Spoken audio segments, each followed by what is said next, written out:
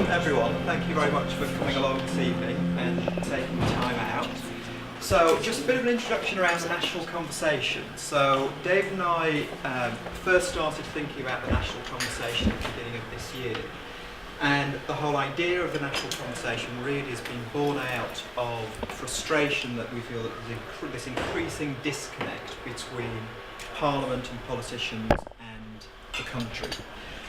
And if you look at elections, fall of voter turnout, collapsing party political membership, it's increasingly noticeable that people are just not engaging on the big political and social issues. So what we felt, instead of just getting dreadfully frustrated about this, what could we think about doing in 2012 that could really stimulate active, real discussions about topics that matter to everyone? And if we look back to 1942, obviously the topic that we're looking to discuss this evening is the welfare state. And the reason why we've chosen this as our first of interest is if you look back to 1942, which is 70 years ago, the Beveridge Report, which started the establishment of the welfare state, 500,000 copies of the Beveridge Report were sold.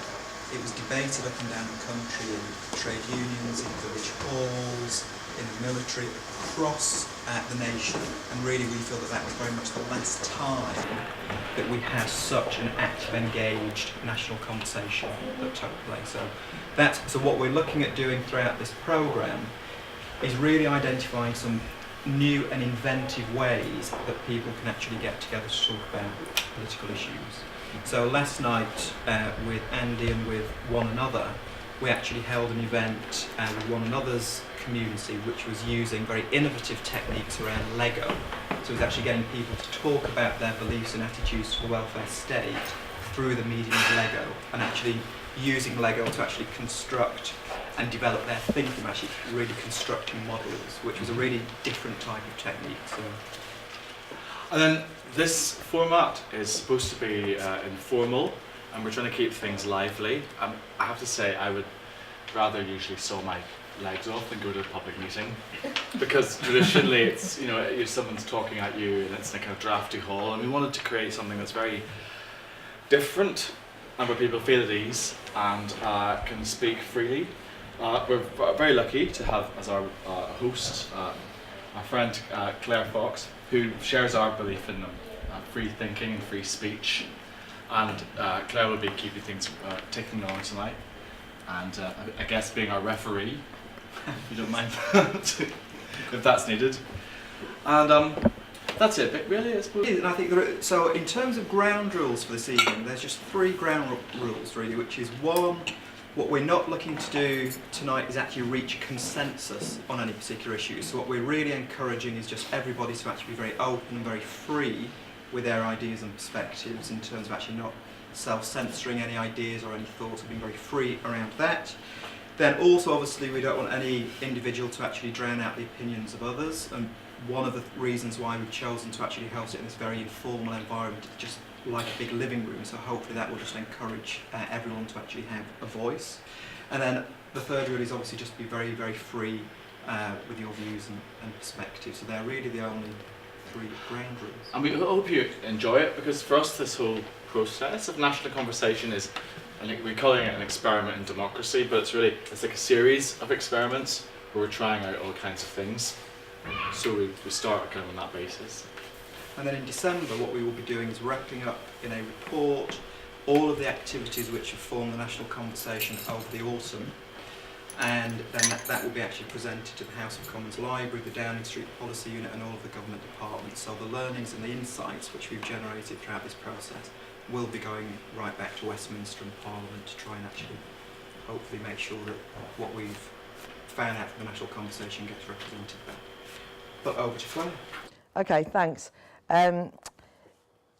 Just one thing on the topic, but in a way it's sort of about the sort of maybe the way we can do this is when you have a discussion about welfarism at the moment, it can be quite nerve-wrackingly either polarised, or, people think immediately, oh, that person wants to cut, and therefore because they want to cut welfare, they must be callous and uncaring, and anyone who doesn't want to cut is a nice, wonderful person, or otherwise, or conversely, anyone who's not prepared to consider cuts to welfare are considered to be irresponsible, not interested in economic, unrealistic and so on. The reason I'm mentioning that is because it would be a complete waste of time if we simply replicated that. At some level, it would be good to try and go beyond it or dig deeper, and certainly the purpose is not to kind of just simply reproduce everything that's ever been said, but try and say something else. But also, partly that's by saying things that you're not sure about and that we're all not sure about on the issue. That seems important to me. Maybe saying out loud what one half thinks but not sure about. That's the sort of thing. I thought it was quite interesting, actually. Larry Elliott from The Guardian wrote an article last year. I'm not a great Guardian person, but anyway, that's not the point. Which was actually called The 1942 Beveridge Report, in a Crisis Be Revolutionary. And I'm an old revolutionary from the left, so I quite like I like the headline at least. But the reason I'm mentioning it is because Larry Elliott talks about when Beveridge was writing the Beveridge Report in 1941, and he makes the point that Britain, because we sometimes think of Beveridge, we're in the middle of a crisis now. The only reason we're having this discussion about welfare is because there's a recession on, public spending's got out of hand, we have to cut, we have to do something. And there's all sorts of reasons why that kind of gets brought up. But he makes the point that, usefully, that when Beveridge was considering the report, it was the summer of 1941, Britain was stumbling from one military catastrophe to another. They were really suffering the full impact of the Blitz. America was yet to join the war, so to a large extent, Britain might not have been winning the war. And there was a sort of real sense, things were building up and Germany was about to invade the Soviet Union. In other words, and in the middle of a war, right? This is not a kind of prosperous period. So it is utterly extraordinary that, despite that, somebody sat down and thought, let's discuss post-war reconstruction and the emergence of a welfare state. And the reason I'm mentioning that is because I don't think that we should entirely just have this conversation thinking we're in the middle of an economic crisis. The Eurozone, I mean, those things are important, but it just seems to me that it's not that helpful to be daunted by it, because otherwise we just might as well just say there's no point having the conversation. So Beveridge tried to come up with some principles that bore little relationship to the real reality of the world that he was living in, just based on what kind of world would you want to live in once this war's over. And I think at least the sort of idea today is to discuss welfare and welfarism and some of the problems and maybe some of the possibilities as though we had a blank slate. And at the end, we might do a bit of blank slate stuff. Okay, broadly speaking, got a bit of a sort of three sections, but I'm not going to be overly prescriptive on this.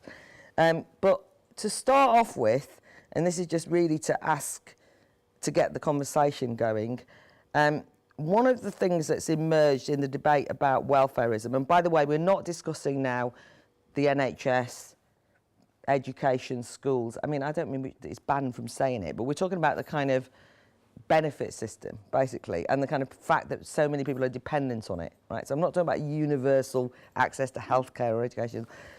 That's a completely different conversation in a way. But one of the things that's happened is there's quite a lot of tension around generations. And it's assumed that different generations are either being treated more fairly or less fairly than others, and that people of different generations have got different attitudes. An indication of the fact that I'm not making it up is from The Economist, clash of generations. Britain will be rent not by class warfare but by an age divide. Sponging boomers, the economic legacy left by the baby boomers is leading to a battle between generations. This is from different things. The left must tackle the baby boomers' time bomb. The real class warfare is baby boomers versus the young, and so on and so forth. Subsequent to that kind of headline, we've got the present coalition suggesting that under 25-year-olds should maybe lose housing benefit, as though the young are slightly different. And you've also got a generation broadly speaking, a generation, or it's perceived that young people feel themselves to be worse done by than anyone else. Right. What do we reckon? Is there anything, is that helpful? Is it true? What do we reckon? Somebody start. That gentleman, do sit down, sir. Do you want me to sit down? Yes, please. It's more than true. It's obvious, and our generation chooses to ignore it. There was an interesting life chances pamphlet by the Fabian Society a couple of years ago. They cared about the poor quite a lot. What they didn't mention was that each of them on the panel had probably made between 200 grand and £1 million on their houses in the previous 10 years. So this my generation has been stealing from the young and the poor all that time in that way and several others. Right. I forgot to mention something. For those of you who don't know me, which I'm not saying you should, but some people might, my job is to be obnoxious and provocative and disagree with everything. So I completely disagree with him for a start off. But I'll come back to that. I can't say you can do. No, yeah. I think the term stealing is a little bit unfair, because I think we just happen to ride a fortunate wave, and we're now in a situation, and I agree with the situation that you described, we are in that situation. People of our generation, we were very fortunate that we had relatively easy access to jobs, we were relatively well paid, we had huge winnings on the houses that we bought, and we are in a very, very unfair situation, I agree, but I don't think it's stealing. I didn't steal anything. Yeah. You know, I just ended up with being very fortunate, and you know, the trick is how do we redress that imbalance? Yeah, I think you were fortunate, but it was an inevitable consequence of policies that were undertaken in the 1980s that many of us just didn't understand. Simple economics. You increase a money supply in the way it was increased, and you increase asset values, and you've increased asset You values. restrict the planning permission and you increase asset values, and that's what it's the NIMBYism that we've all been into, that save the greenbelt stuff that's done it. Right, so pose it slightly differently. One of the things that happened, that the coalition did, that's caused something of a stir, is that they abolished the education maintenance allowance. This is apparently the greatest attack on youth since time immemorial.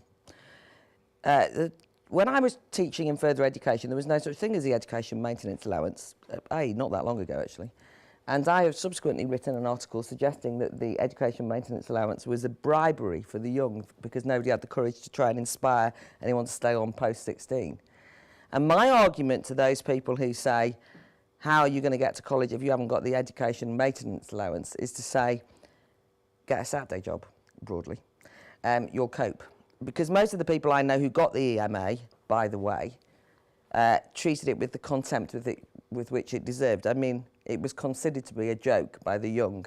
And it was only the old, my generation, who sort of somehow imagined that the young were so incapable that they wouldn't be able to get into a college without having this EMA.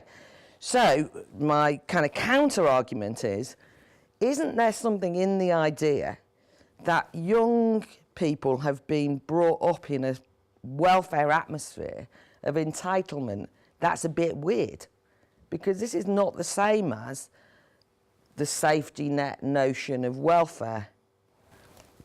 What do people think? Yes. I mean, I'd like to challenge that really, because I think EMA was, in many cases, a huge lifeboat to many kids. It was abused in certain instances, but I think in many cases it was an immense help to kids who wanted to have a choice about where they actually wanted to be educated and actually travel. So, you know, if you talk about more rural areas, the cost of transport is exponentially has gone up by threefold. Bus transport's gone up by threefold since the deregulation of the buses. So we're talking about different eras. And I think if you actually want to enable many of the more socially deprived people to actually have a good education, then it does definitely help them. That's not to say that, you know, it was a perfect situation, but I would certainly contest from my own anecdotal evidence from my daughters that it was a huge help to many people to actually, you know, just have the basics to be able to go there and actually sort of, and it helped their families in many instances. It sort of was sort of an instance so that, you know, if mum was actually caring and actually had to stay at home, they could actually go out because that would help their household budget. So it actually went towards the household budget in many cases. And, you know, this idea I think is completely erroneous, that it was, if you like, money to go down the pub or to use on CDs and DVDs. I'm sure that there were situations where that happened. It's marketed like that. But they actually are. The adverts were were sold like that, and I would have thought, give people bus passes. I mean, if you're worried about transport costs, I mean, I went to Northern Ireland and, you know, a grammar school system, and you got an Ulster bus pass which worked Monday to Friday, mornings when school starts and afternoons when school stops, and that was I certainly don't disagree with there may be better ways of doing it, but I would certainly sort of say, well, you know, it certainly helped people to do it, if that makes sense. But I don't want to get, sorry, I was not to particularly get stuck on the EMA, but I suppose the thing is that for me it does raise some of the issues in terms of a shift of what we think welfare is, and that's really what I'm trying to drive at, because I suppose I'm trying to get to is welfare a safety net, or how it's become seen, and people's relationship with the state via welfare has completely shifted. So even with the 25-year-old, under 25-year-olds housing benefit palaver, I mean, the young historically, and actually not in Britain in many instances, see themselves as fiercely, or, you know, have had a sense of fierce independence and not wanting to be dependent and get up and go and energy and all the rest of it, and haven't sort of sat there and said, I can't move out of the house unless the state gives me some money. I mean, that's not generally been the way it's happened. And so there is a shift, I think, in the way the young view the state.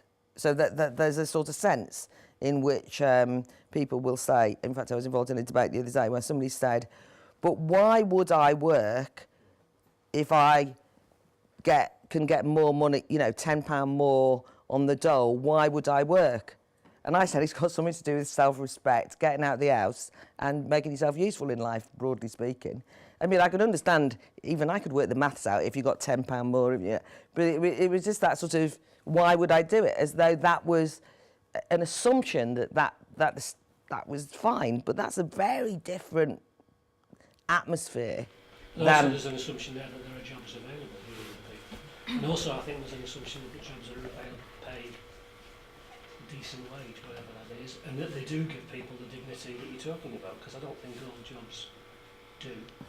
And that's the trap, isn't it? Because if you are earning more and you're getting no self-respect when you're working, obviously is the idea, or little, then where's the incentive to get work?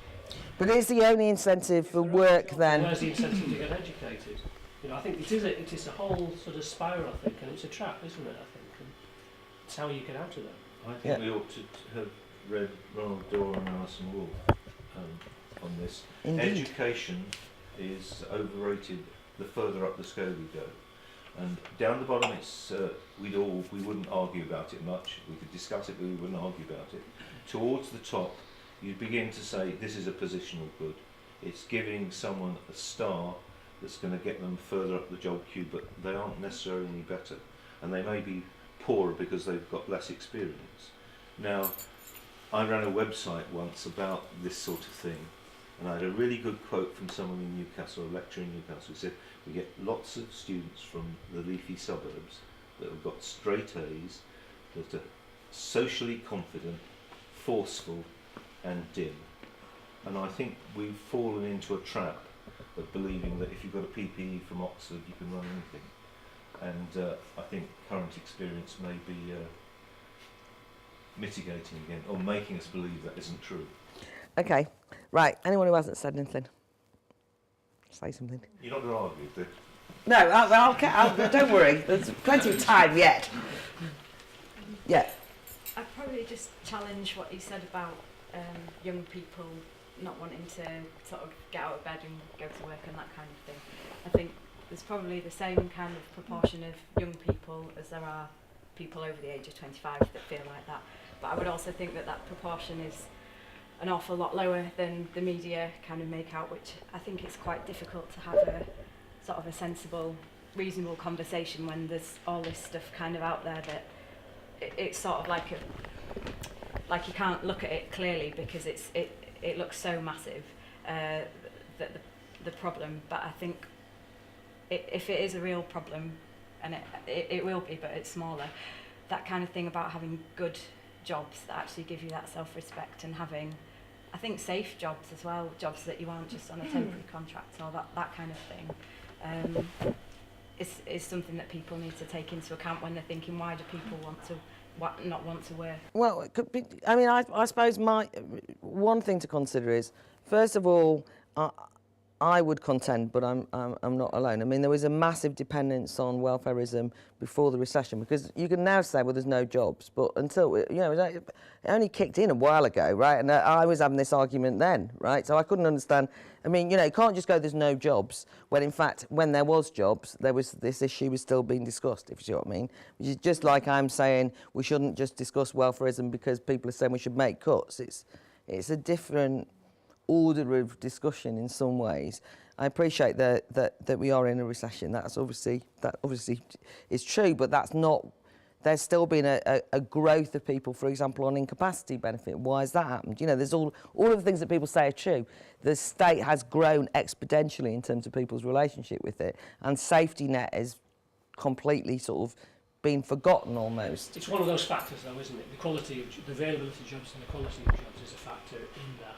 But then and also quality, the amount that you get on benefit when you're not working is another factor. Yeah, but you'll know that you know the argument that could be put, which I don't agree with this particular argument, which is that, oh yeah, so let's cut back what you get on benefits so that it's not. I mean, that would the obvious thing to do is to say, well, cut down how much you get on benefit then, because so that you can go out, so that you're having less than if you get a job.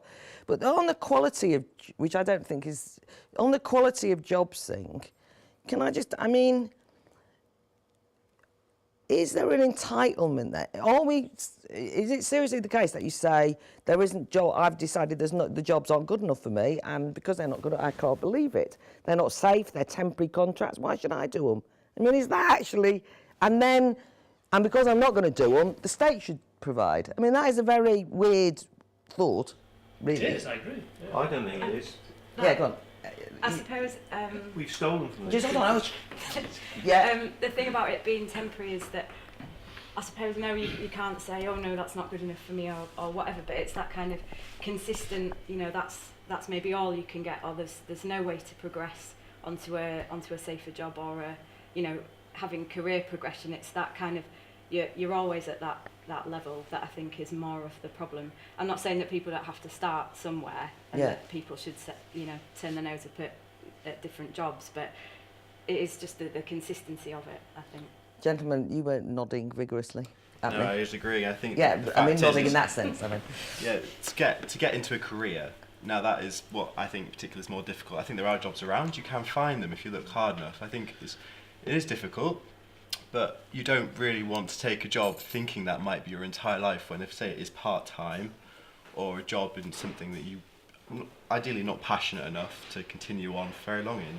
I think you want something where you feel like you could progress or you have some future. Of course, you need to start somewhere, as she said, but of course you don't want to start off in somewhere where you feel like you won't have anywhere to end up in.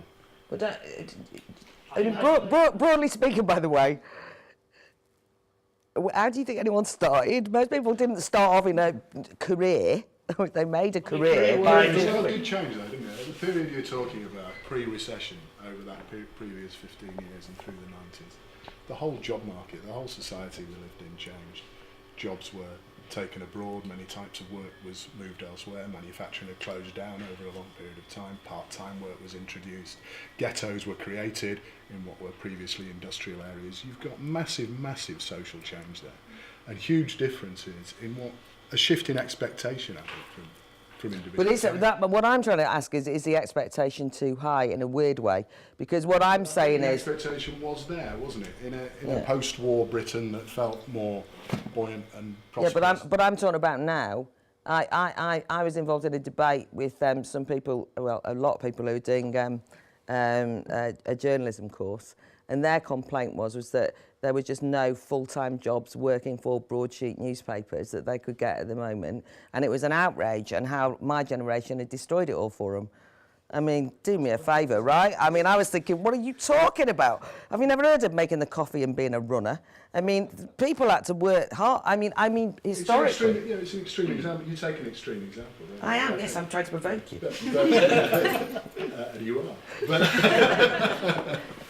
But looking at reports, I can think of a few years ago now, even what we saw as safe middle-class professions, where there was a career progression and people thought it was worthwhile training and so on and so forth, that world's changed. It's not just a world for the young, it's a world where people in teaching and other professions in the southeast of London are struggling to buy houses, fund houses, differentials in salaries between what we see now as the top professions in banking, insurance, law, accountancy and so on and so forth, that have outstripped these other professions, and people are affected by that. Motivations change, expectations change, people become disillusioned, people become disenfranchised in all sorts of areas of society. And I think to think that there's no such thing as society and that hasn't all changed and that doesn't impact how people think about it misses that side of the argument. You get very disillusioned if you're in a job centre working along on a contract, working alongside the full-timers. You're doing a better job. Some of the full-timers think you're doing a better job. Your contract comes to an end, you're kicked out. Yeah. So anyone, because I want to move on from this bit, you want to carry on arguing with me? No, feel free. No, I think it's right. It's the disillusionment, I think, of the young. I mean, of course, the job's out there, and you have to work up no matter what. I mean, you can go get a degree. You can start off in a career. You can attempt to move into a career from another place. But for the people that haven't got the experience of university, of course, the experience of work is almost better in a way because they're more likely to move up. But again, I think the chances, the opportunities that are in work for particular career paths, people that probably preach them from a younger age, from the old generation, there's a lot less opportunity, it feels, at this moment in time. You know the argument that's sort of quite popular, you know, I don't know how true it is, but I think there's something in it, which is that a lot of young people are unemployable. I mean, that's the sort of populist tabloid sort of sense, and that in comparison with immigrants, and I live in Haringey, in Wood Green in London, and you know practically everyone on my estate is an immigrant. Well, the only people who are working on the estates are immigrants. That's the better way of putting it. And they're young and they're prepared to rough it, and they are prepared to do lots of jobs, but they're quite lively and ambitious. And we had a kind of weird thing in the riots, if I dare mention them, but I don't think we should forget them either, which was because Wood Green was trashed by people who lived in Wood Green, i.e. where I live, was completely destroyed wantonly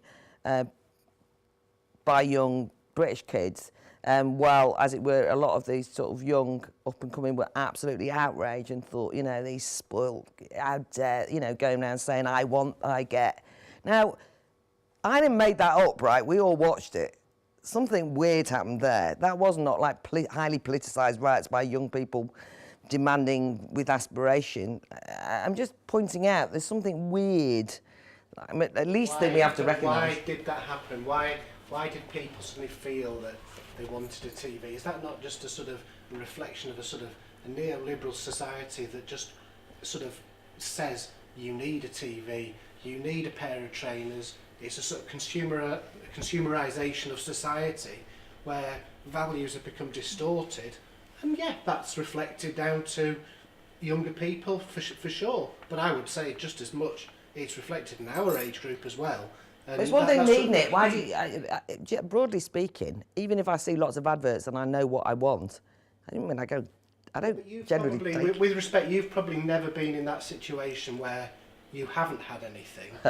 Well, I can't say, but as an aside.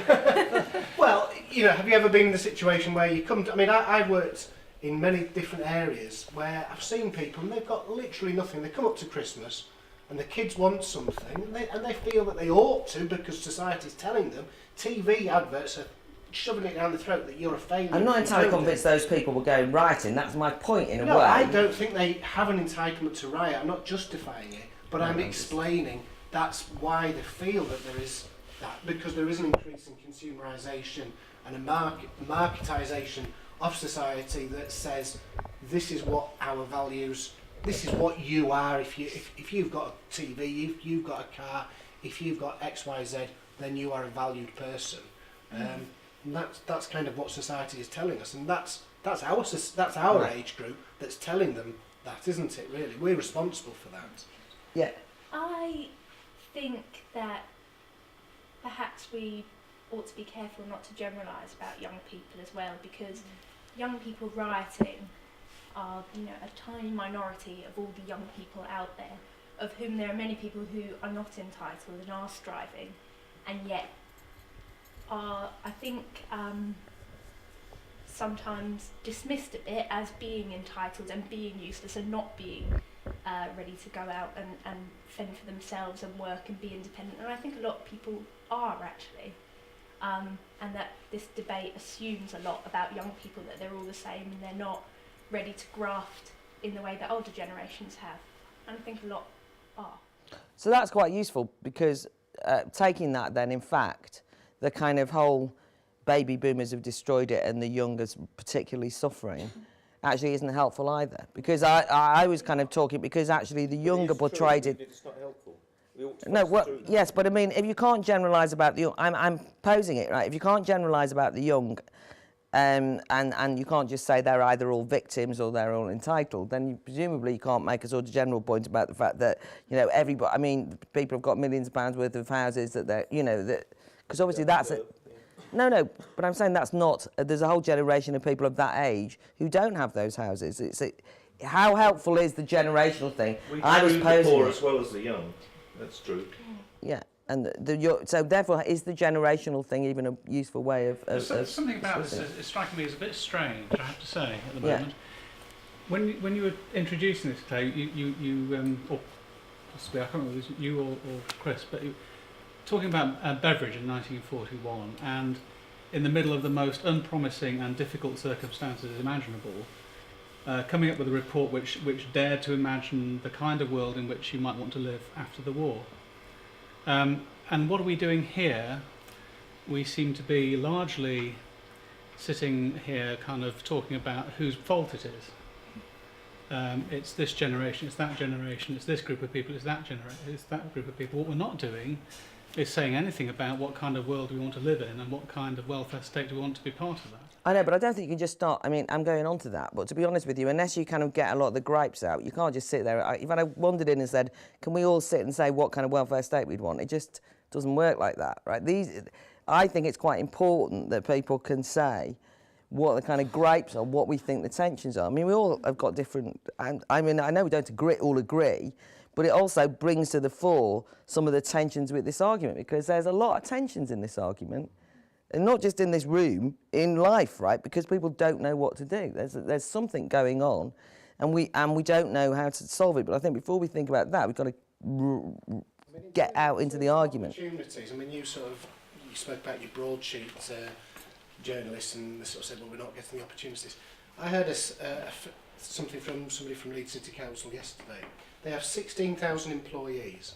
123 of them out of 16,000 are under 23. Now that strikes me as though they're not, people under 23 are not getting opportunities, unless it is that they're just not up to the job, which you sort of put as a possibility. But I don't think that's probably the case. It's, higher university population, etc., etc., etc. So there's something not quite right there. If you've got 123 under 23-year-olds out of 16,000 population, Yeah. I think there's a real issue there, isn't it, with what employers expect to find in an employment marketplace, and they want people ready-made. I think the idea of training in employment for young people, for school leavers, I think of apprenticeship schemes, I think of the way people progressed and the role models that gives young people. When at 16 they can move into work and they start making the tea or whatever, but they see that there's a progression and they can move on and they're earning some money, and back to some of those earlier points. Is there anyone who has? Yes, that gentleman. Yeah. I'd hoped when I came here that you were going to discuss a bit more about democracy and how people could make a difference and get involved with the way their own lives are being run and how they're run by central government. And we seem to have got stuck on a subject which is probably important, but we can offer our own individual comments on it, but it's not really going to help anything because it's not going to change anything. We're not sort of getting anywhere, we're just reporting our own particular areas of experience. Now I'm in my 70s and I don't behave as though I'm in my 70s. I'm lucky insofar as I've always been in employment until I reached 60. I was then made redundant and retired early, at which point my incomings were virtually the same as when I was working, because I had, during my lifetime, saved. I'd been careful not to buy things that I didn't want. I'd been lucky in able to get a mortgage and afford to buy property, and I was able to clear my mortgage when I retired. I was one of the really lucky ones, and I think people of my age, quite a lot of them, are very lucky. But we are very much aware of the fact that a lot of well-educated people don't get the chance of a job when they leave college and university. I had a choice of 2 jobs when I left school at 18. I didn't go to university because then the percentage going to university was very small. So I would definitely have thought being at university material, but it really hasn't been until my retirement that I've been able to show how I could get involved in society. And I know quite a few people, in fact, in the charity organisation for older people which I belong to, who have done this. They've really achieved a lot during their lifespan, and they want to continue making a difference in society.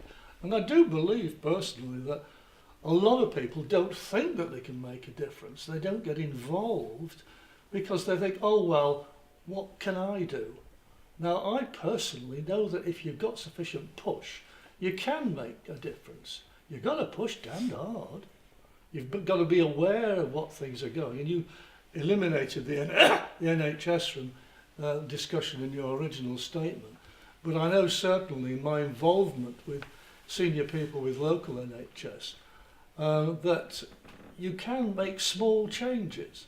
And I also know that if you pay enough attention and get involved in the democratic process from the start, and I did it by the last election, making sure that I knew 3 of the 4 or 5 major people going for the Outer York constituency.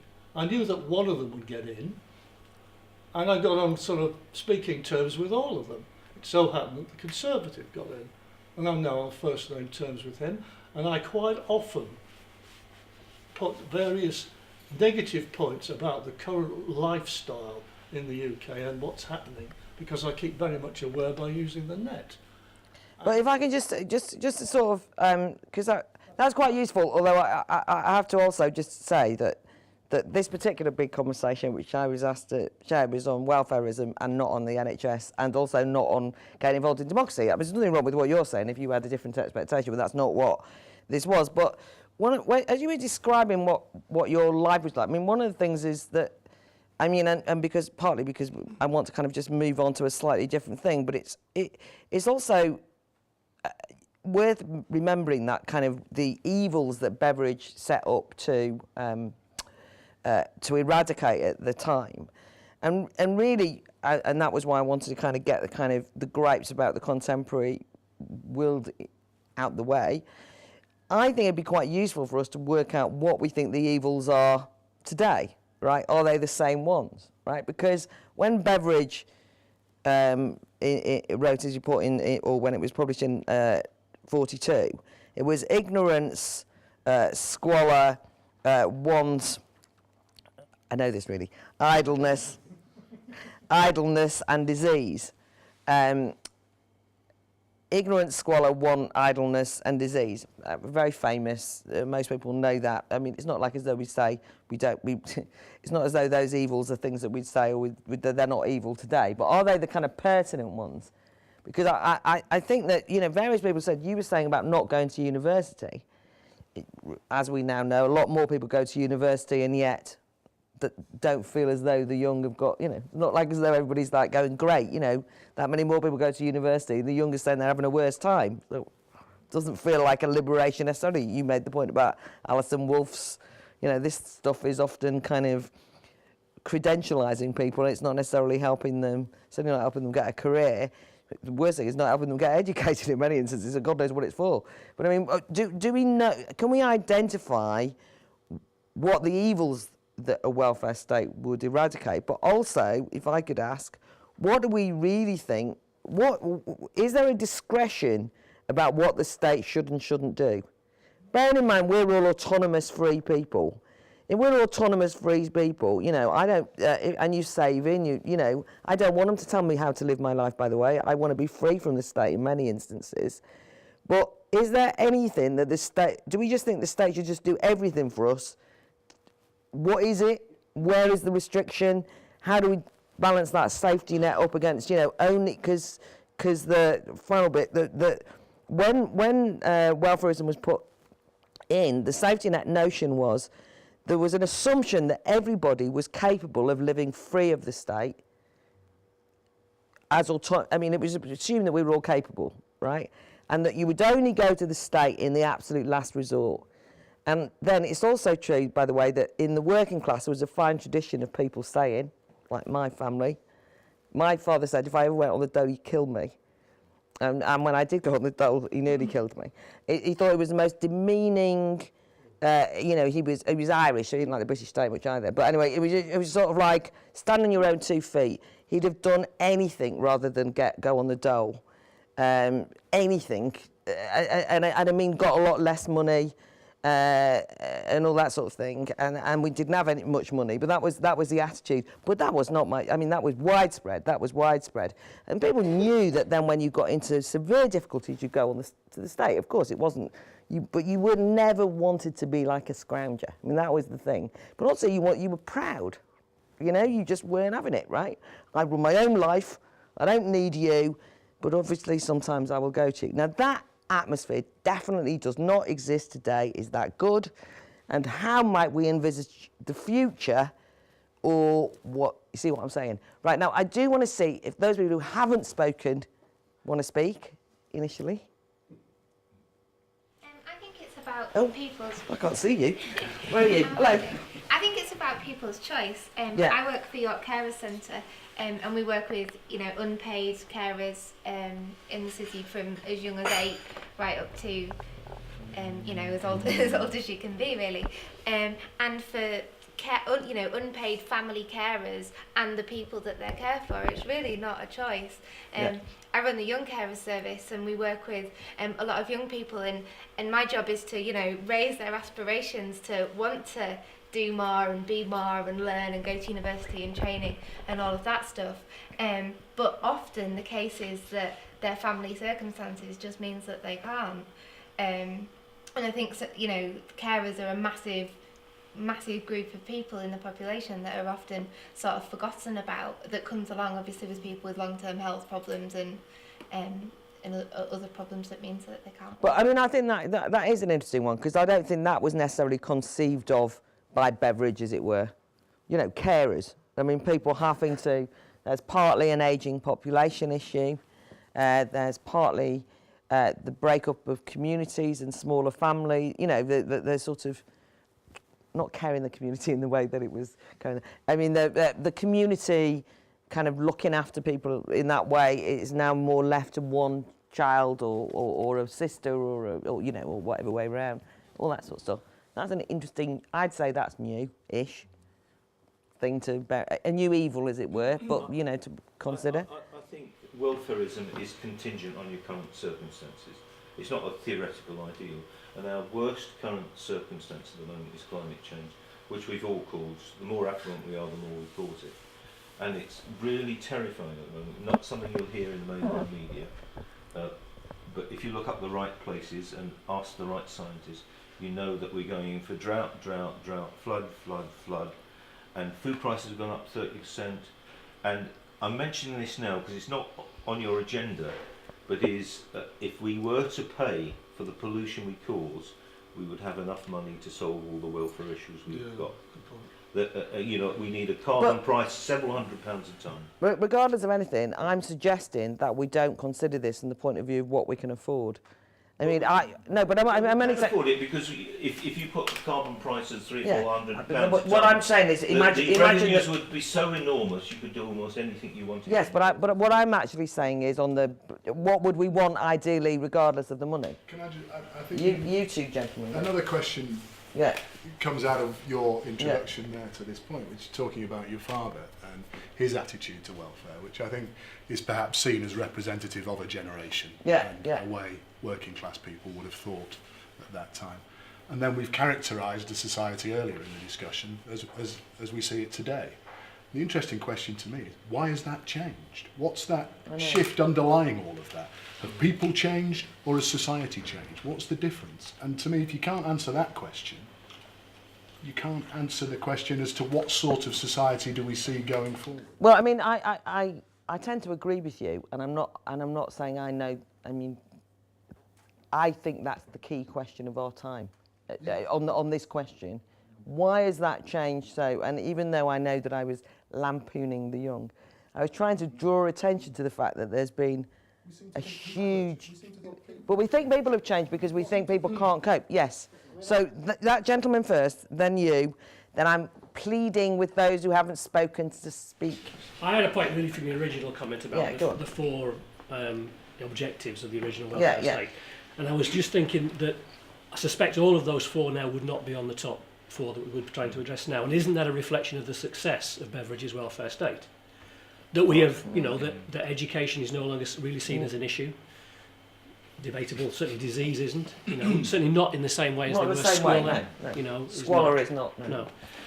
And then I'm thinking, well, maybe the reason that we're in the position now is because of the very success of that welfare state. That all of those very basic things have been eradicated or improved anyway. The conditions have improved, so people's expectations are higher. And now we're in a world where those expectations can't be met. I think materialism and jobs and all. Well, that's certainly worth considering, but it's also not a but. It's not a but because it reflects on both. I've recently been involved in a debate about inequality and child poverty. Anyway, it doesn't really matter, but when people are talking about, if you hear the term child poverty is going up, this sounds tragic, doesn't it? But actually, when you actually look at it, without being complacent, it's not children starving in squalor. And it's I mean, I know, you know what I mean? You don't like to say it's all right, but you also think, because it's quite an emotive way of describing that everything's getting worse, but the expectation point, which is nothing wrong with people's expectations going up, but it also changes things. If people think, well, I can't see why I can't have that. That's the thing, it's an unfulfillable. But it becomes unfulfilled. That was my rather glib but nonetheless serious point about the uprising in the journalism course when I said that I didn't think that they were entitled to walk into newspapers and get jobs, which they were genuinely furious with me for, because I said that I had walked in and got. I've never worked for a national newspaper, and anyway, it was funny, but it was, they were furious. How dare you? We worked hard, and they were like 22 to a day. You know what I mean? I can't believe it. Internships. That's the other one. Bloody hell. Anyway, right.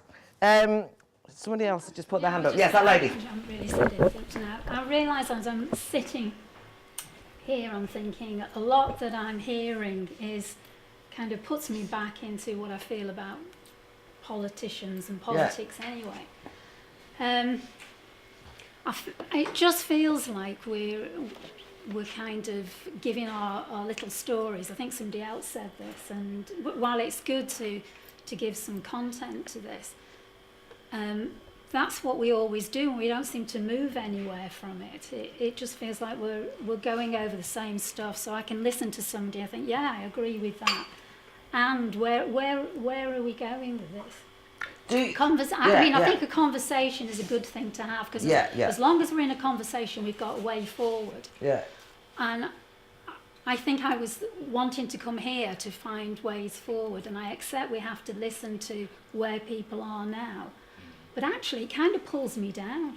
I was finding it really hard to speak because I felt the energy was being sucked out of me. Because I think I've heard this so many times. No. That's a fair point. I mean, I was trying to work it out as well, because I'm sort of, I don't usually do what I'm doing now.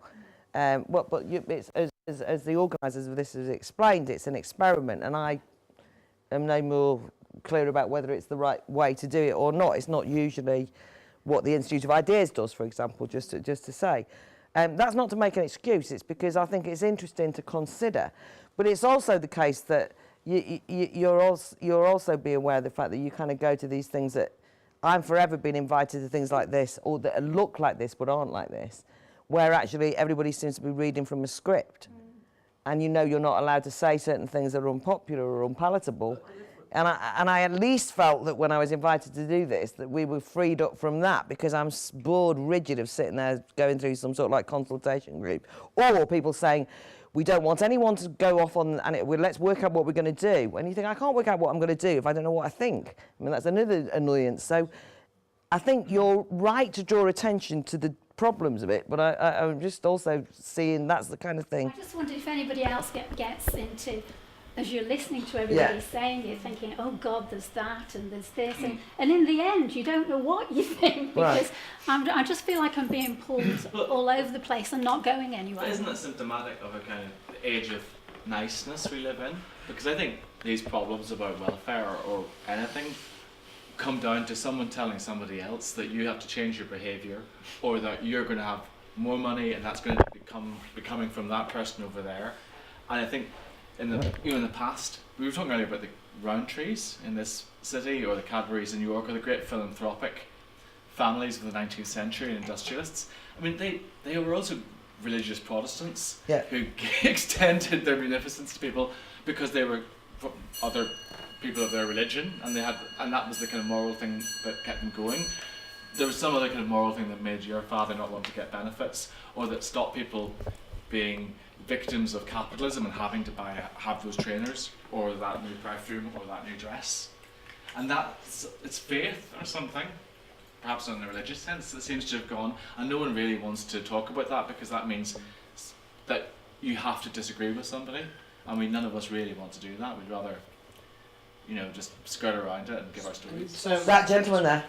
So I've got an impression, and it's probably a question, because I'm obviously in this generation, that the world's a far kind of harder place to navigate than it probably was in the past. So perhaps it was very black and white. If you wanted a job, you would go to a shop potentially and ask for a job. But today there's procedure. So hand over a CV, somebody might not have, or a printer, or go to the website, might not have access to the, to the internet. It's all that.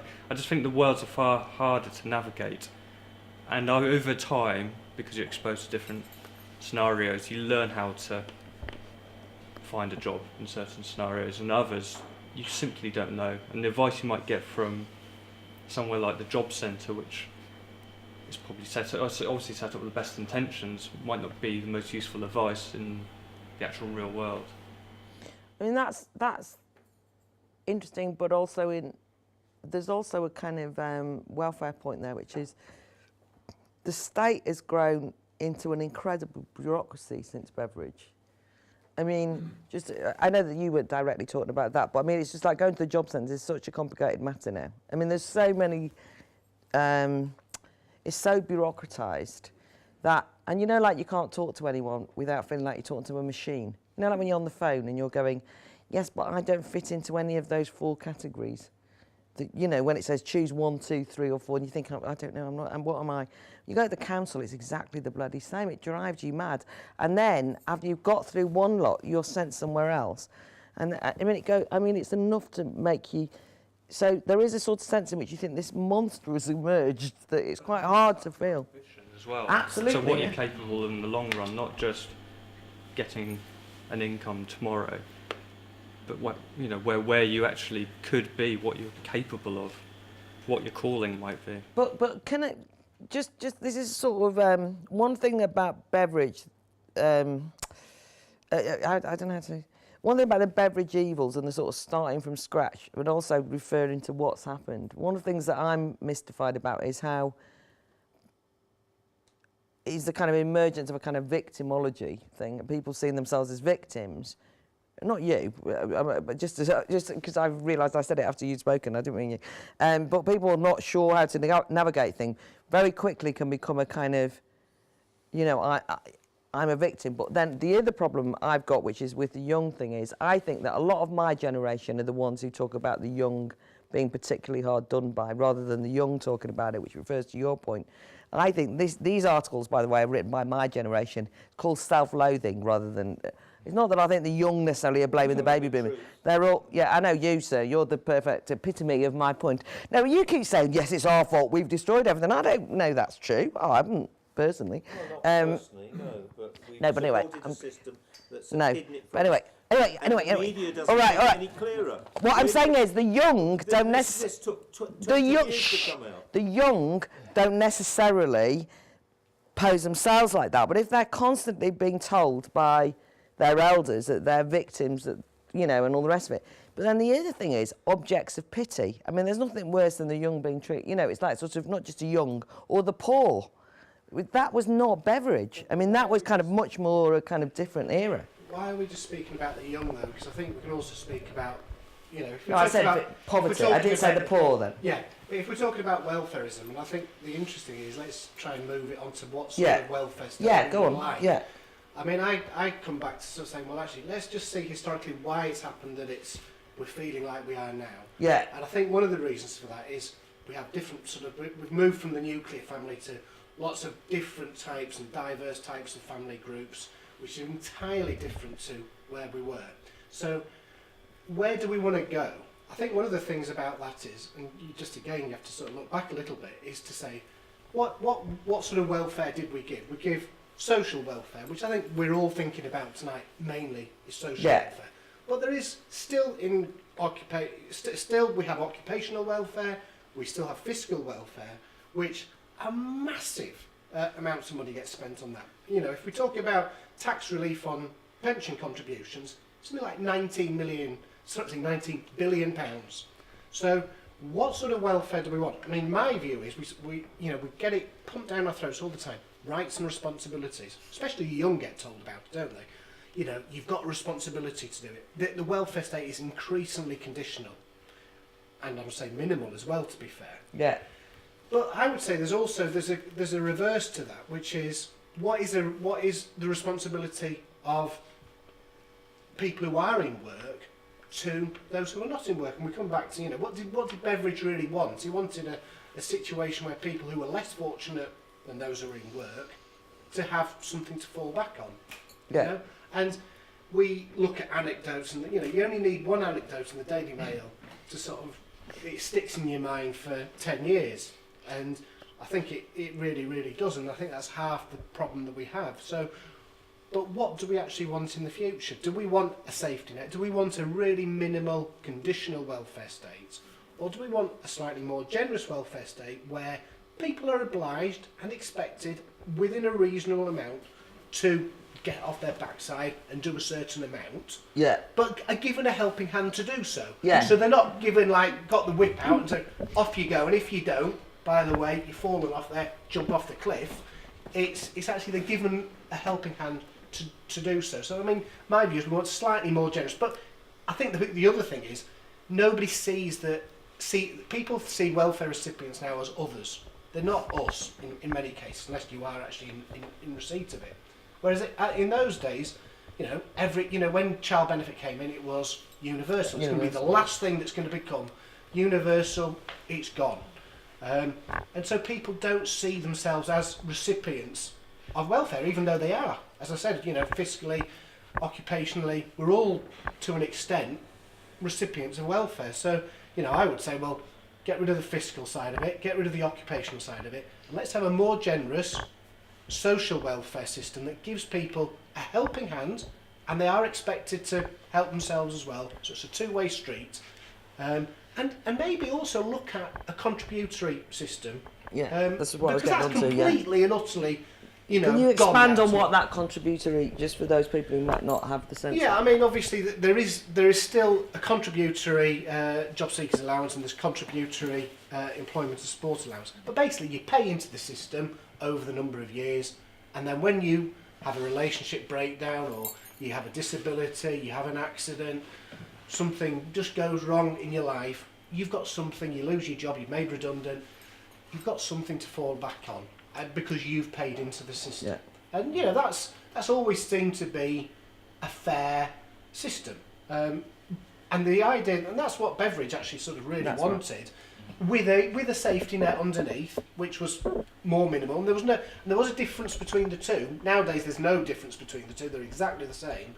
But at that time, there was a difference. So, you know, you paid in for 20 years. You actually, if you fell on hard times, you got a bit more from the welfare state than somebody who's actually on the absolute safety net.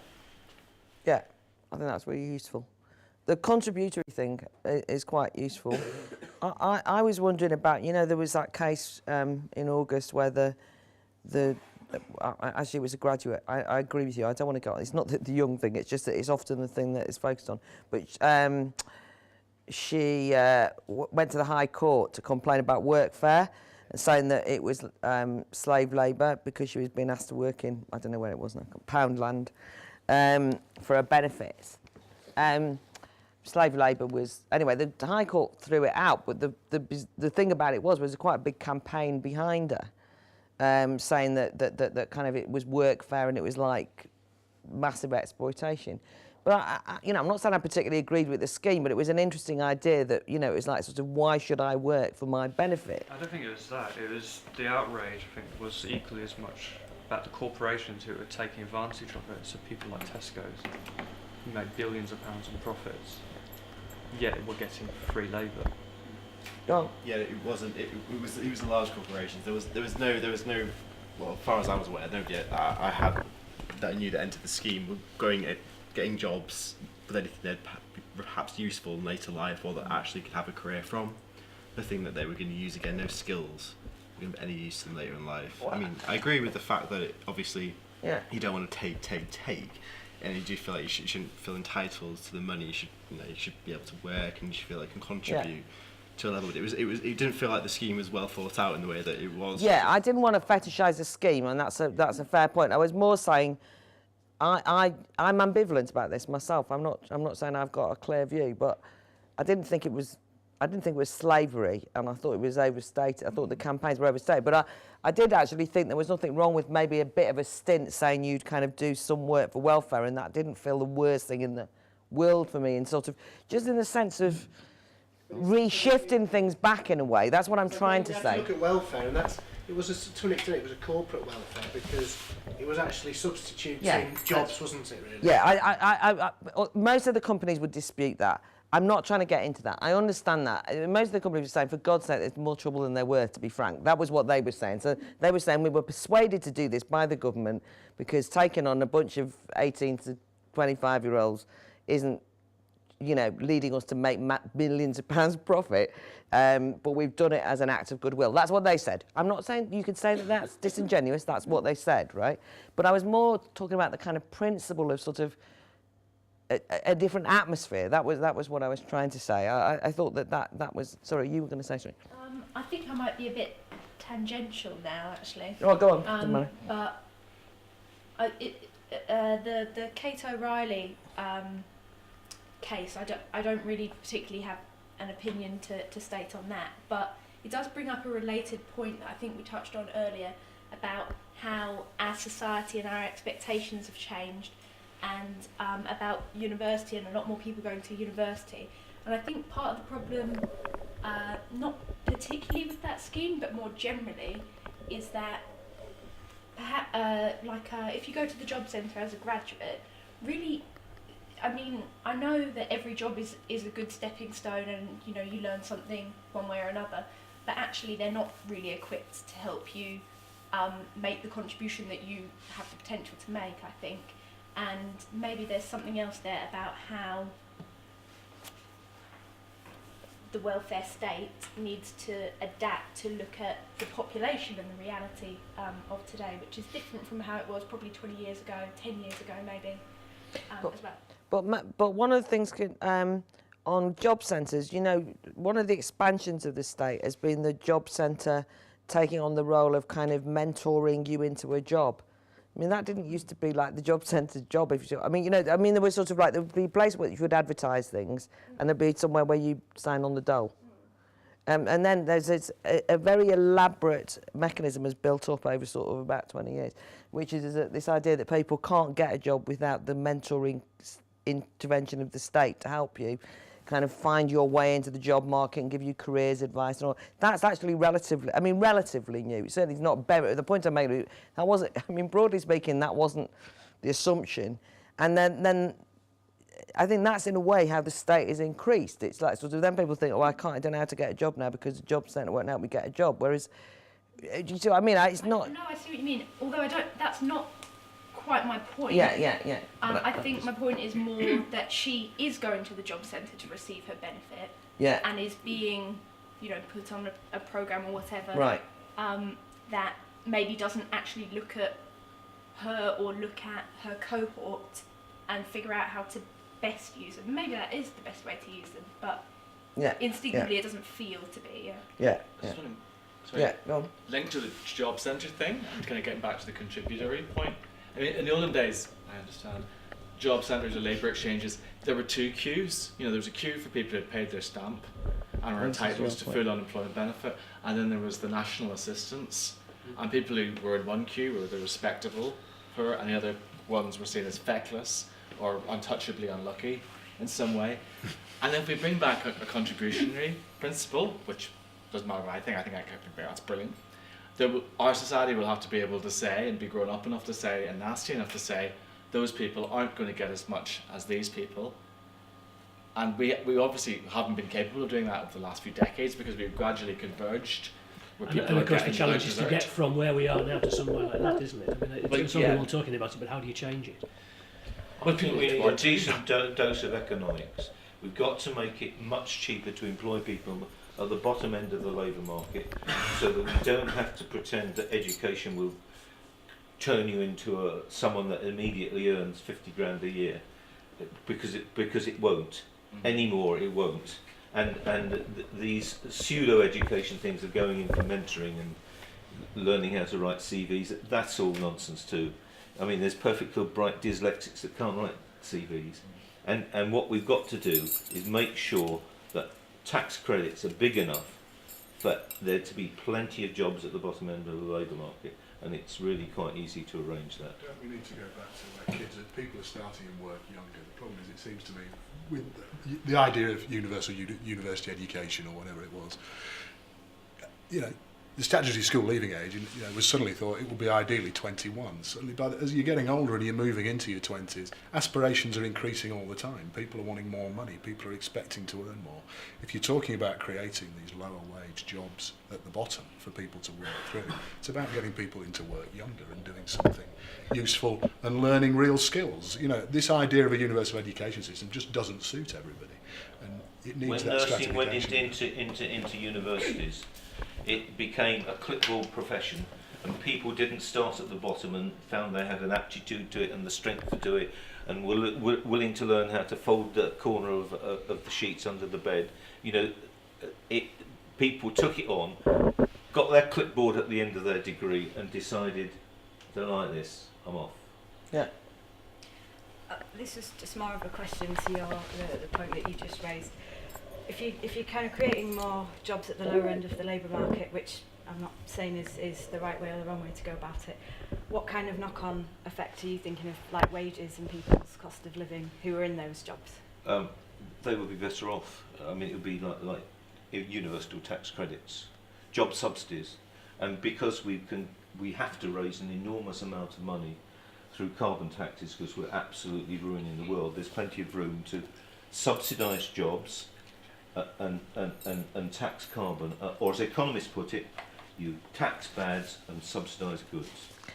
On the jobs thing though, because I think there's all sorts of distorting factors, but I think it's because they're not because despite I understand you're sort of like, God, have we not had this conversation? I mean, I can tell you this conversation does not happen very often. Let me tell you, not easily anyway. You can say you've heard it all before. It maybe happens in the pub. It doesn't happen in any formal sense because people are pussyfoot around broadly. But the thing I was going to say was one of the things that has happened, if you look at things like housing benefit, is obviously housing benefit's now massive, right?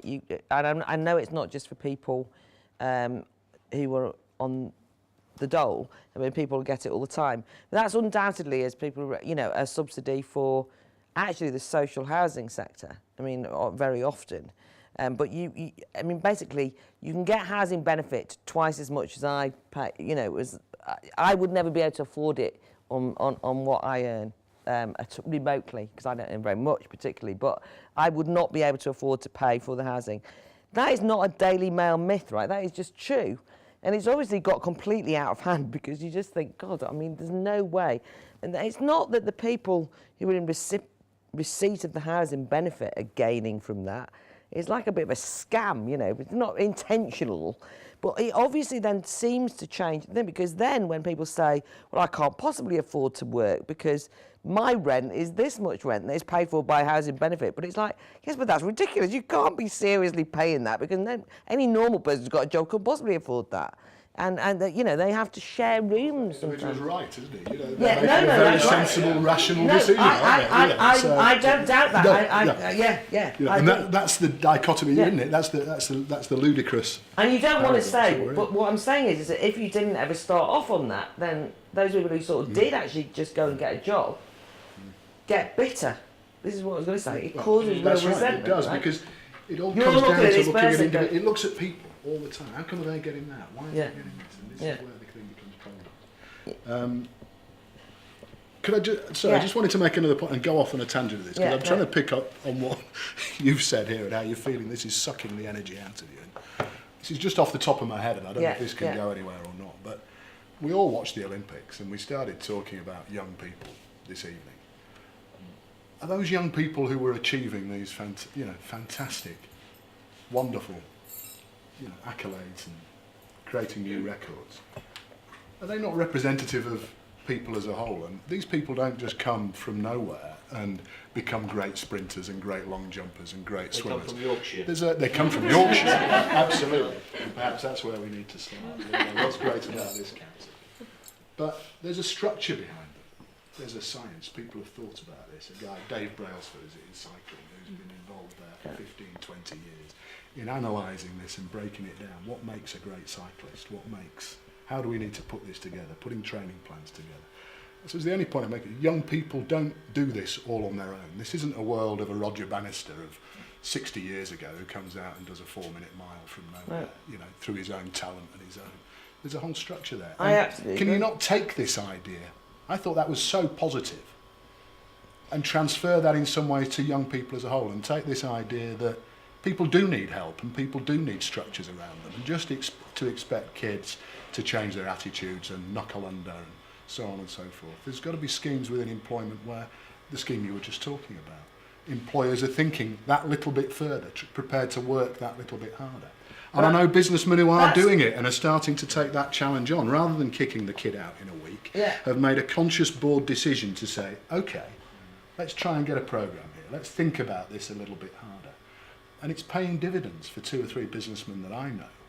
They're getting the rewards. Actually, once you hang on to people and you keep encouraging them and you try hard, people are starting from a low level of motivation. I think you're really onto something there, but I think it's not. There's 2 things that it strikes me that you still have to be able to look people in the eye and say there's something wrong now, though, and that can mean having to confront, because one thing that anyone who knows anything about sports training, or in fact in lots of instances in music training or any other, which is that the people who train them don't look those young people in the eye and say, you're a wonderful person. you're entitled to win, they say you're a bloody hopeless person. You've got to work. I don't mean they do. I mean, they're not gratuitously mean, but but no. But you know, it's like, oh, come on, for God's sake, don't be pathetic. Get up earlier, fight hard, you know, and all the rest of it. And the young people are entirely don't feel as though they're being bullied. Don't complain about it because there's a understanding of the fact that if I want this, this person, if I want this, but I want to be better than myself. Well, it's not just that you're going to win an Olympic gold, though, is it? I want to improve. I'm going to show that I'm going to, you know. It's called. I mean, it's, you know, thousands of years worth of this has been going on. It's not like. So, all I'm saying is it does. Yeah, go on. I was going to say, isn't that finding what's important to that individual, which I think, you know, when you were talking there, it was what's important about that business, that young people are cared for and actually mentored in that way to actually progress. And I think, you know, that's what's really important here is what are we valuing in society, because there's always going to be something, no matter what system we come up with or how we think about it, there will always be parts of it that we think are not right. I mean, I don't see how we can get anything across the board that fits with everybody, but if we can think about what's important as a society now, which might be similar to what Beveridge created, or there might be slight differences, then we've got something to hang it all on, so that we can come up with all these different schemes that actually encourage people. You know, we seem to still be talking about the young people, the old people. Within the young people, there are so many different factions of what people believe or what encourages them. Can we find more about that? Very quick. Ideas, yeah. I think about economics and how that's changed, and what I was taught at school in the early 1980s. And I was taught, I can remember it now, at the beginning of an economics textbook, what the firm was. And the firm was the social responsibility of the firm, to provide, you know, a social network for people, to provide engagement, to provide skills, to provide, you know, the firm was seen as an integral part of society. It was something to which people belonged.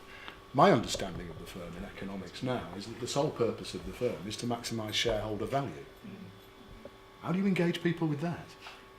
Well, there is quite a big expansion of social enterprise, isn't there, at the moment? And I think that is something that is perhaps a little bit like what you're talking about with the Olympics. That's something that you can actually sort of tap into. And if we're looking at welfareist and sort of taking stuff away from the state, you know, there, for instance, I know, again, referring back to Leeds City Council, I know one of the things that they have in mind, that if they're going to outsource stuff, they generally will look to outsource it to social enterprise, rather than actually just profit-making private organisations.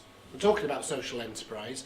You were speaking about people who have, you know, I believe most people really do want to get on, but they just need to be given the opportunity to get on and have somebody to listen and give them that opportunity. And I think that's perhaps the difference between where we are now and where we were before. And I think that's where, you know, with social enterprise, perhaps that's where we can get back to. Is actually sort of looking to say, yeah, you know, shall we say, it decenters the state slightly, and it actually hopefully makes the state smaller, and it gives people hopefully gives people real opportunities. Okay, fine. Only because we've got to finish up. Right. Anyone who hasn't spoken, you've got to speak now, because otherwise you won't have spoken. And any final thoughts from anyone, because just the time has run out, and then I'll let the organisers say. Anyone, really? Right, you haven't spoken. I guess the young people, it is important to have something that they want to aim for. Because, I mean, the reason I'm going out my way to go and better myself is because I have something I want to aim for, and I do know people who feel like that they don't have something to aim for.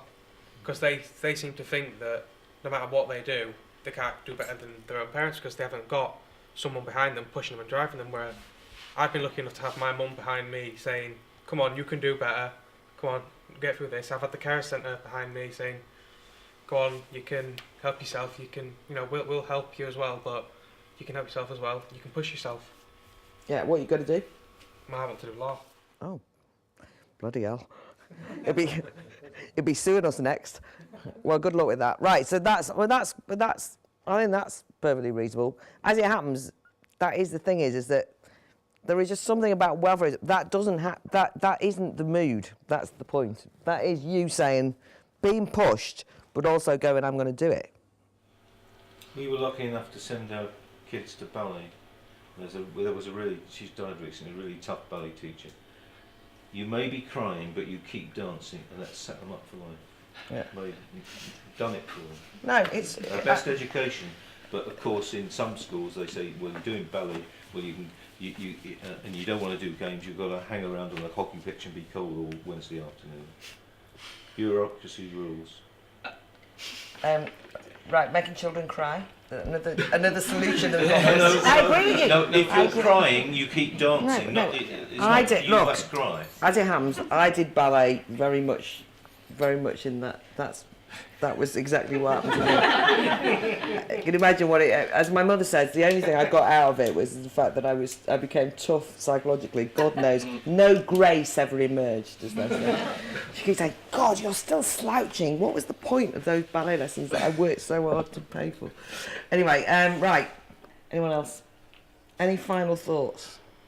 I think we've touched on who we were talking about what we would want who we would want the state to support, and we haven't touched on sort of the people who need that support. They've got a disability or they're just unlucky. I think that we haven't sort of questioned the number of people on incapacity benefit in the country compared to Japan, America. I mean, we're not more sick than other developed countries, are we? So I think we should be questioning why our levels of people on incapacity benefit are running at something like 13%, and compared to places like Japan and America, 3 and 5%. I think that we need to look at that, because I think that the people who do deserve to be supported are being tarred with a brush that seems to suggest that they're all scroungers, and there actually are people who are losing out potentially because they should be supported. So I think there's maybe something about that, because I think if we're thinking about who we do want to support, we do want to make sure in that system that we're supporting people that really, really need it. There's a big scandal at the moment on benzodiazepines, Yeah, where right, doctors have given away pills and got people addicts, and now they're being forced into work. Okay, thank you. Right, final things. Right, that was very useful. Final, anyone else's? Because I'll ask organisers. I think, though, as a metaphor rather than just the specifics, the growth of incapacity benefit does at least raise what's changed, not explaining why, which is that Beveridge's assumption was that everybody was capable until something went wrong, and then they would help, right? That there was an assumption of capacity. Today's welfarism, and people didn't want to go to it, if you see what I mean, until they needed to, if you see what I mean, right? Today's welfarism, in a nice way, not in an insulting way, almost assumes that most people are not capable, as embodied, and need help in order to get a job, in order to live, really. There's a kind of assumption that you can't manage without it and that you're not capable. And it's become much more acceptable for people to sign on for incapacity benefit, which in a way, which is weird, because incapacity benefit is a term where you are saying, I am not capable. Can I just challenge that slightly? Because incapacity benefit no longer exists as a benefit that you can actually apply for. It's now employment and support allowance. Yes, I know. And I know you're talking about the same thing, but I've got very good experience. I've worked within CABs for a number of years. You do not get employment and support allowance, let me tell you, right, unless you jump through a load of hoops. And there's big scandals where lots of people don't get it and should get it because of the assessment process. Yeah. However, one thing that I would say about what you're saying about incapacity benefit and disability living allowance is, in certain instances, the system, and you're talking about bureaucracy and the size of the state, has not perhaps reviewed people's situation sufficiently often to make sure they're still in the same situation, and they've left them in certain instances to rot, if that's the right word. Yeah. But actually, in terms of applying to get on it, it's very, very difficult indeed. But the most important thing is that the point was made, which was that either the country suddenly got sicker on a massive percentage up, and that we are much more, much iller than anywhere else in the rest of the world. So the point being is that it's one of those murky things, and that if you say that, people will say, I can't believe you're attacking the disabled. I mean, people have said that to me before. They've said, that is, what do you mean people are, obviously you're not trying to say that. You're trying to raise a genuine thing, right? We have to be able to raise these things. About the Benzodiazepine Yes, I story? bloody well do, but we're not talking about it now. But why didn't you publish on it earlier then? It's only been out in... It's only been out for a year and a half since the Independent. No disrespect, sir. But that we were trying to do a broad thing. There's a million things we haven't talked about tonight, and there's a million things I haven't published on. Anyway, I think that broadly speaking, people said things that they don't often say all at the same time in the same room. I hope it wasn't too sapping of energy and morale. But I think it was perfect. I thought it was actually quite good that you said that, because it's also quite good to go to a meeting where somebody says, this is rubbish. No, in the nice, you said it nicely. That gentleman over there said, God, if I'd have known it was going to be like this, I wouldn't have come at all. I mean, right. I think, presumably, the organiser of the big conversation wanted people to come and have a conversation where they could say, quite frankly, what they wanted. Bloody hell, I've no idea what will come out of it, but I don't suppose it's done any harm. I've actually found it quite enlightening. So thanks for asking me to chair it. Bloody hard work, you lot, but there you go. Thank you for having me. I enjoyed it. Let's have a drink informally. And the benzo issue is just one in which the media really falls down. Exactly. Thank you. You've got to get to... Tonight is sponsored by Diazepam. Yeah. Look, thank you all for coming. I mean, the point of the format is to try and get people to say things that we don't usually say, and I think absolutely your point is quite right, that we do still circle around things, because it's against human nature to be confrontational. I think in general people want to be liked, and I don't think really there's yet a great sense of crisis in our society that's going to force us to have a 1941 feeling about maybe how we can imagine everything again. I've learned some new things tonight myself. I mean, I sense that the words welfare and state don't sit together very comfortably, and that I know we're not doing consensus, but there's a feeling that everyone feels that it's down to individuals and people to make a difference here, and that the state isn't going to be doing it, but it's up to companies to change, and someone to make an individual decision that I will give a young person a chance, or I will do something else to make a difference. What do you think? Well, going back, I suppose, to the format, I think one of the things which we talked about at the beginning, which is that the National Conversation Project is intended to be an experiment in democracy. So this is one of a series of different events that we're going to be working on, and I think this was a very unusual type of event in the sense that we actively didn't want politicians and elected officials here. We actually wanted to create an environment where everyone was actually able to express their views, and I think they have, and I think it has actually been a pretty honest conversation. I think I take the point about, did we get to a place where we were thinking about what, if we were starting from scratch, what would we want to create? I think probably that's the next step where we want to actually take this. But going back to Beveridge in 1942, I think what's come through very strongly here is we are in a very, very different time. I think 2012 is completely different to 1942. I think there's some very common threads which have emerged. But just thank everyone for coming along. We obviously want to keep everyone updated on what's happening with the National Conversation over the autumn. So if everyone makes sure that we've got your email addresses, etc., that would be fantastic. And so we're going to be experimenting with lots of different forums, and so next time you might get invited to the Lego one. Yes. I fancy the Lego one. Me too. Sorry. Well, we could combine the two things. That is an experiment. And actually, just final thought is that one of the things which actually came out quite strongly last night in the Lego event was a real hunger and a real appetite for much more combative types of discussions. And it was interesting that the Lego event was very much structured around the future and people constructing and coming up with new ideas.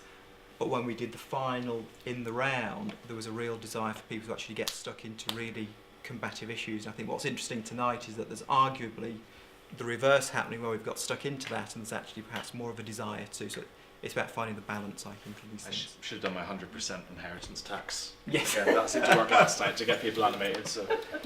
Well, thank you. And I think there is still food over there, so we can continue the conversation.